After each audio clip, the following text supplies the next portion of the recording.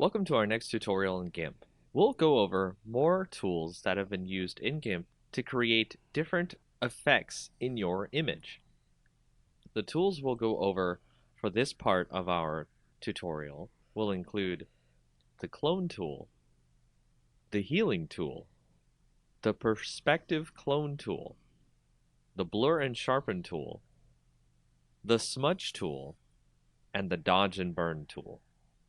Starting out with the clone tool, if you go to our image that you see here, it will not let you do anything with the brush until you hold down Control, click a source on the image, and then it'll use that source when you decide to paint on your image, thus duplicating the image as you paint over it.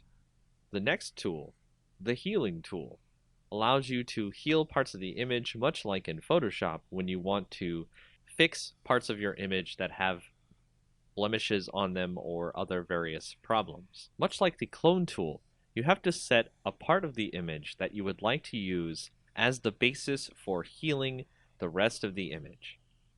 And as we start moving through our image, it'll try to heal the image based on what's around it, as opposed to the previous clone part where it just copied whatever it was using the source as. For the perspective clone tool, we can modify the perspective of our image, not in a permanent way, but in a way that GIMP will use when we decide to clone the rest of the image later. By going to the perspective clone option in the tool options, we can now set a source that we'd like to clone from, say this corner up here where the perspective will be changed, and we can paint that into our image. And as you can see, the perspective of the image in the upper left is now in our bottom right at a very different perspective. The next tool, blur and sharpen tool, we can set to blur. And then on our image, we can start blurring out parts of the image as we need to. And then if you set that to sharpen, you can sharpen parts of the image as you need to. You can turn up the rate on this to increase the sharpen amount, so that way you do not have to sharpen more than once on an image.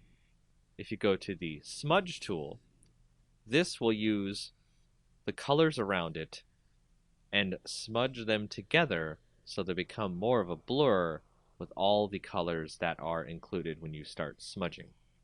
The next tool, the dodge and burn tool, allows you to dodge, which is lighten up the colors in an image, but also do burn, which allows you to darken the colors in the image, creating more vibrant color as necessary. And those are some of the more advanced tools you will use in GIMP.